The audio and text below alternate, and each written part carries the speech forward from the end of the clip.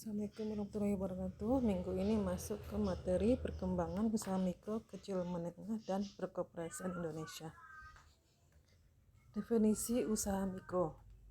Menurut Undang-Undang Nomor 20 Tahun 2008 tentang usaha mikro, merupakan usaha produktif milik orang per orang dan atau badan usaha perorangan yang memenuhi kriteria usaha mikro dan memiliki kekayaan bersih paling banyak 50 juta rupiah, di mana nilai ini tidak termasuk tanah dan bangunan tempat usaha, atau memiliki hasil penjualan tahunan paling banyak 300 juta rupiah. Sedangkan menurut Undang-Undang Nomor 20 Tahun 2008 mengenai usaha kecil, merupakan usaha ekonomi produktif yang berdiri sendiri, dilakukan oleh orang per orang atau badan usaha yang bukan merupakan anak perusahaan atau bukan cabang perusahaan yang dimiliki, dikuasai, atau menjadi bagian baik langsung maupun tidak langsung dari usaha menengah atau usaha besar yang memenuhi kriteria usaha kecil. Usaha kecil memiliki kekayaan bersih lebih dari 50 juta rupiah, di mana nilai ini tidak termasuk tanah dan bangunan tempat usaha, atau memiliki hasil penjualan tahunan lebih dari 300 juta rupiah sampai dengan paling banyak 2 miliar 500 juta rupiah. Sedangkan usaha menengah, menurut Undang-Undang Nomor 20 Tahun 2008, merupakan usaha ekonomi produktif yang berdiri sendiri yang dilakukan oleh orang per orang atau badan usaha yang bukan merupakan anak perusahaan atau bukan cabang perusahaan yang dimiliki, dikuasai, atau menjadi bagian baik langsung maupun tidak langsung dengan usaha kecil atau usaha besar. Memiliki kekayaan bersih lebih dari 500 juta rupiah sampai dengan paling banyak 10 miliar rupiah, di mana tidak termasuk tanah dan bangunan tempat usaha, atau memiliki hasil penjualan tahunan lebih dari 2,5 miliar rupiah sampai dengan paling banyak 10 miliar rupiah. Berikut gambar struktur piramida UMKM Indonesia. Untuk tingkat puncak, itu merupakan usaha besar, di mana omset per tahunnya lebih dari 50 miliar rupiah. Aset kekayaan lebih dari 10 miliar rupiah. Di mana usaha besar ini hanya sebesar 0,01% dari total unit UMKM di Indonesia.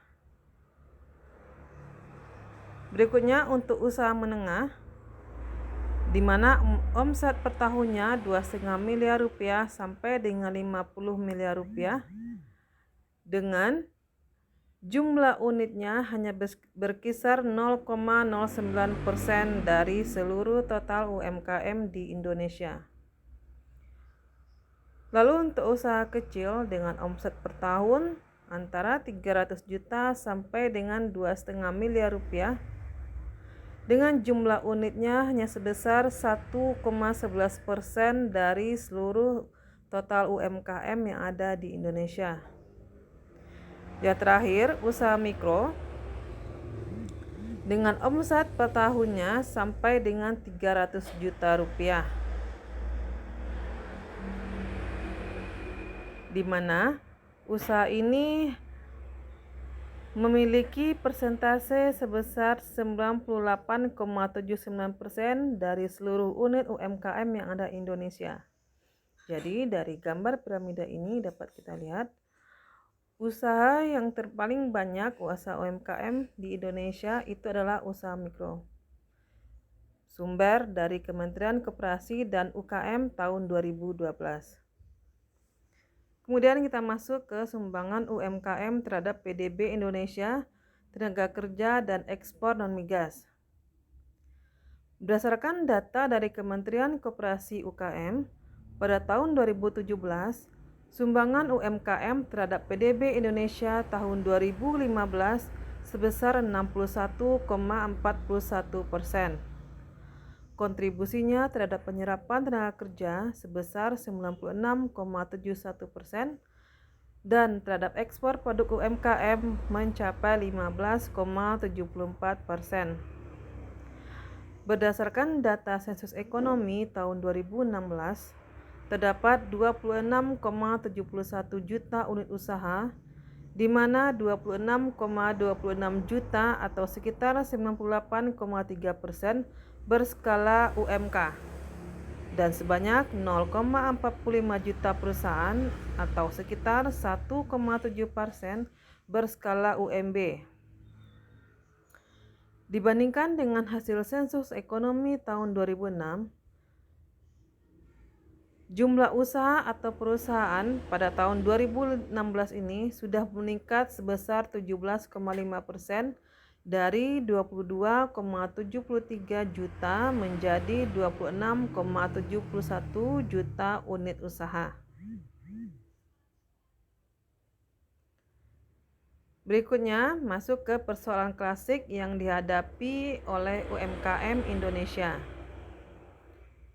Itu ada beberapa persoalan. Yang pertama dari aspek skala usaha.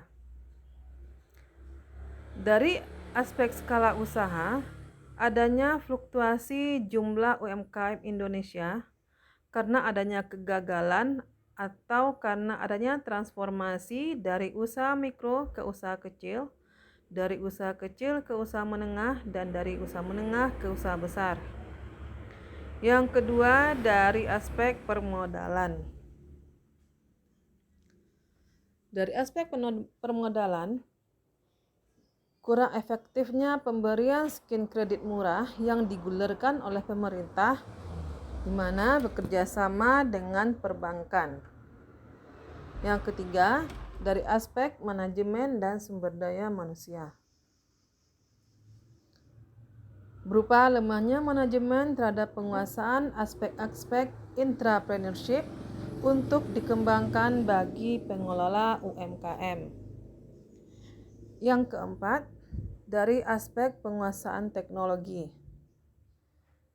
yaitu lemahnya kemampuan inovasi dan peningkatan kreativitas bagi pengusaha MKM, pengusaha mikro kecil menengah yang menjadi faktor krusial dalam pengembangan UMKM. Persoalan terakhir dari aspek pemasaran. Banyaknya produk-produk UMKM yang relatif kurang mampu bersaing baik di pasar domestik maupun di pasar global. Nah, itu tadi ada 5 persoalan klasik yang umum dihadapi oleh UMKM yang ada di Indonesia. Kemudian kita masuk ke peran UMKM dalam perekonomian Indonesia. Ada beberapa perannya. Yang pertama, kedudukan UMKM sebagai pemain utama dalam kegiatan ekonomi di berbagai sektor. Yang kedua, merupakan penyedia lapangan kerja yang terbesar.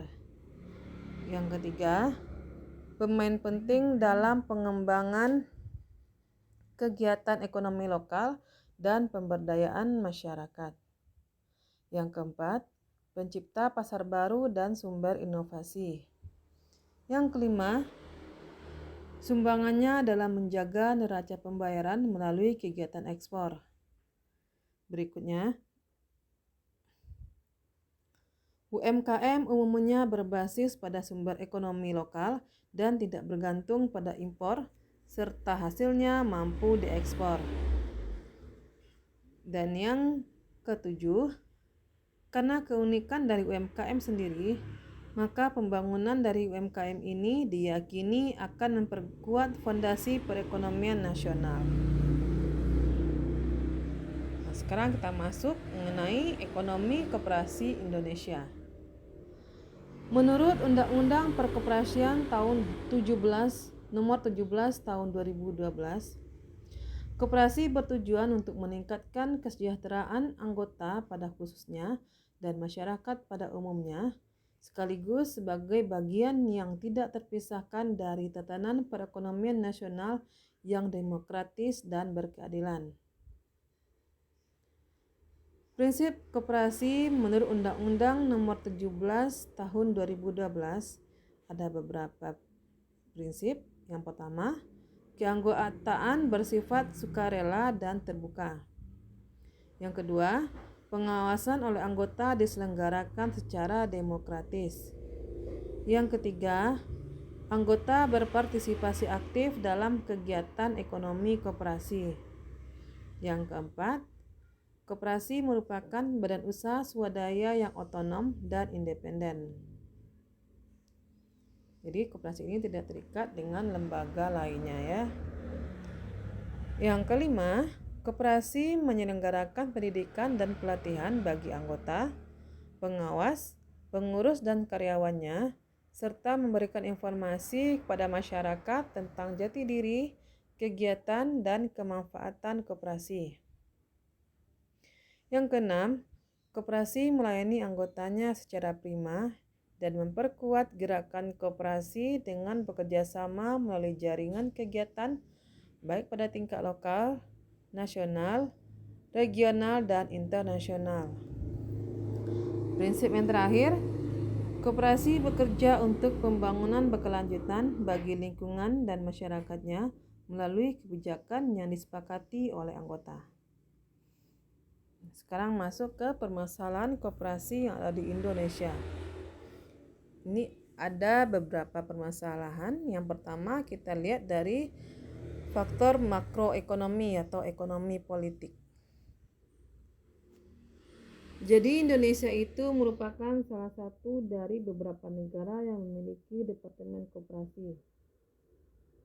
Jadi hal ini terjadi karena adanya kontradiksi akut dalam pemahaman koperasi tersebut.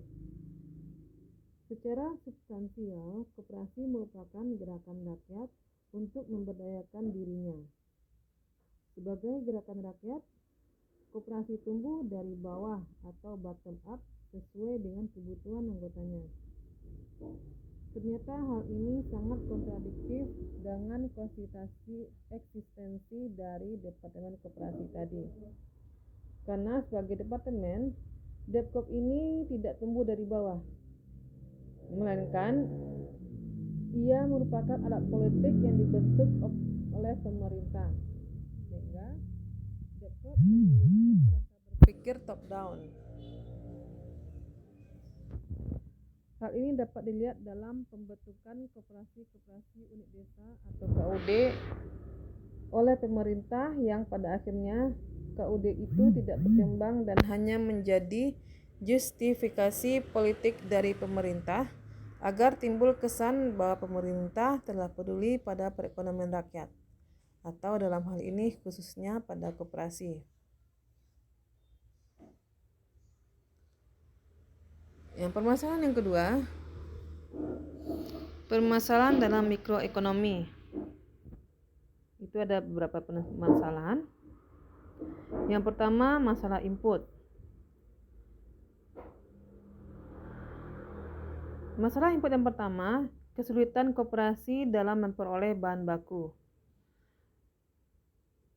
Salah satu bahan baku pokok yang diperoleh adalah modal, yang harus dilakukan pemerintah untuk mengatasi permasalahan modal ini dengan memberikan keleluasaan bagi koperasi dalam akses memperoleh modal.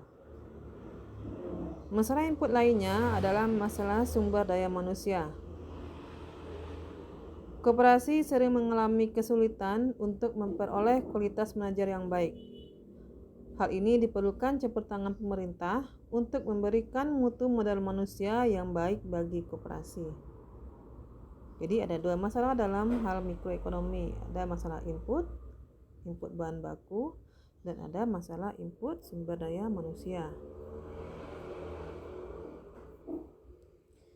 Yang kedua, masalah output. Output koperasi biasanya tidak memiliki keunggulan komparatif sehingga sulit untuk dipasarkan. Output yang dihasilkannya tidak memiliki jalur distribusi yang established, serta tidak memiliki kemampuan untuk memasarkan dan melakukan promosi, sehingga produknya tidak mampu untuk meraih pangsa pasar yang cukup untuk tetap eksis dalam menjalankan kegiatan usahanya. Untuk hal ini, peran pemerintah diperlukan dalam penyediaan sarana distribusi yang memadai.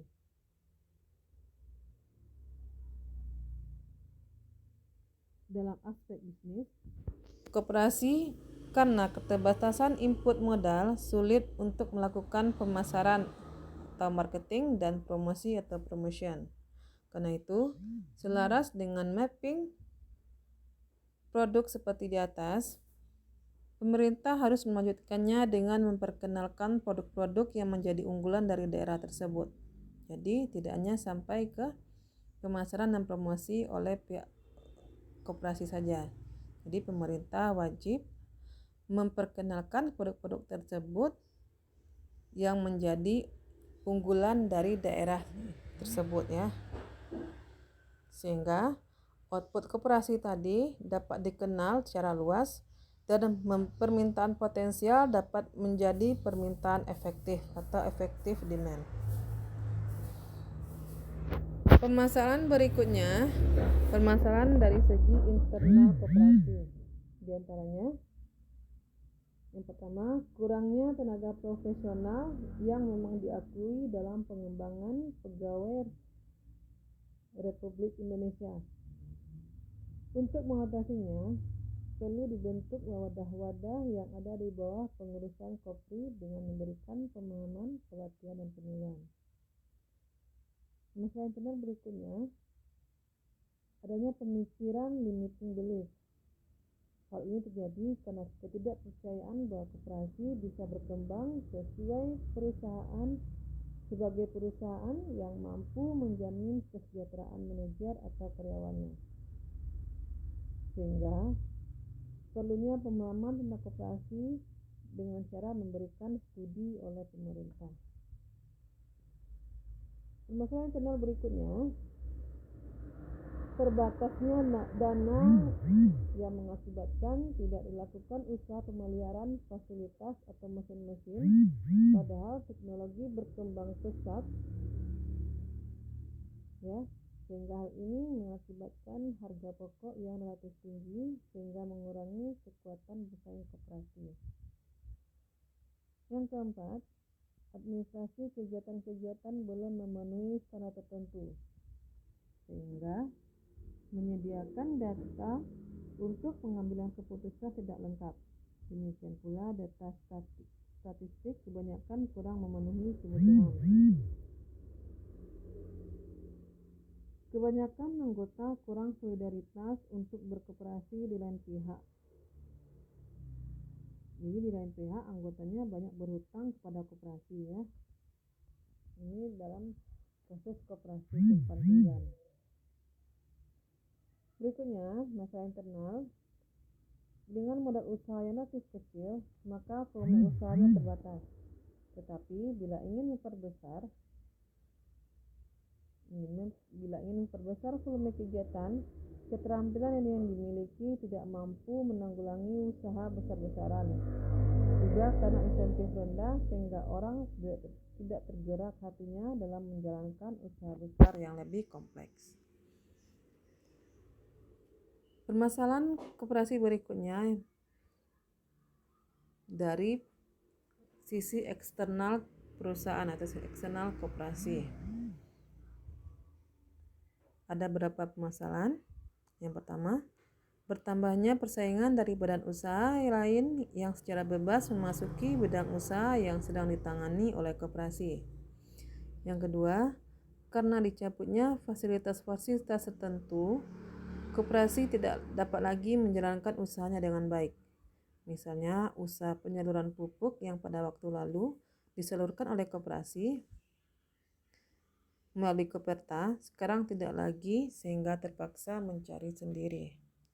Yang ketiga, tanggapan masyarakat terhadap koperasi. Hal ini timbul karena adanya kegagalan koperasi pada waktu lalu tanpa adanya pertanggungjawaban kepada masyarakat yang menimbulkan ketidakpercayaan pada masyarakat tentang pengolahan koperasi. Permasalahan berikutnya, tingkat harga yang selalu berubah sehingga pendapatan penjualan sekarang tidak dapat dimanfaatkan untuk meneruskan usaha.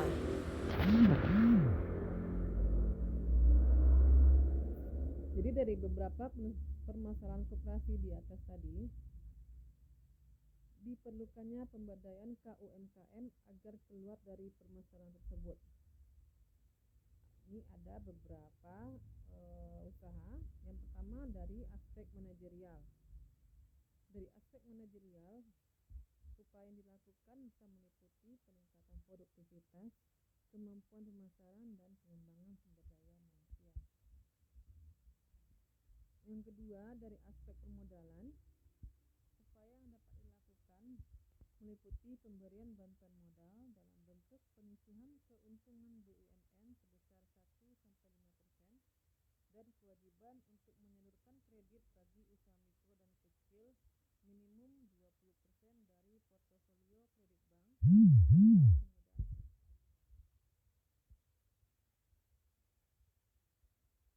usaha berikutnya adalah program kemitraan. Upaya yang dapat dilakukan adalah dengan mengembangkan program kemitraan dengan usaha besar, baik lewat sistem bapaan angkat, pola peer, keterkaitan hulu hilir atau forward linkage, keterkaitan hilir hulu atau backward linkage, modal ventura, dan subkontrak. Usaha berikutnya berupa pengembangan serta industri.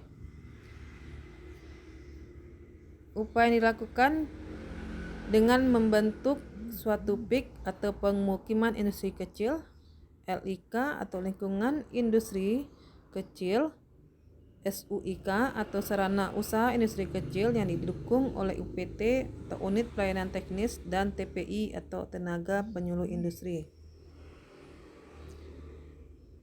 Usaha berikutnya berupa program pembinaan.